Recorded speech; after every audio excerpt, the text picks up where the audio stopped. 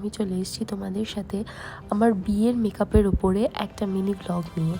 তো এই আমার বিয়ের মেকআপের ওপরে তোমাদের প্রচুর কোয়ারিজ ছিল।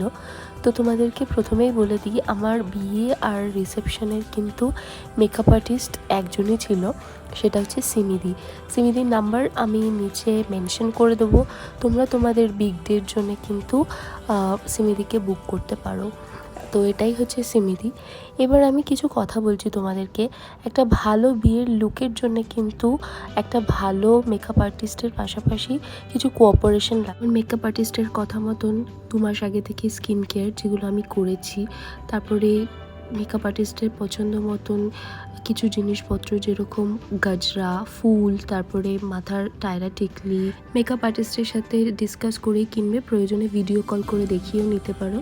বিয়ের মেকআপ নিয়ে আমার নিজস্ব কোনো রিকোয়ারমেন্ট ছিল না, সিমিদিকে বলেছিলাম যেটা আমার ওপর ভালো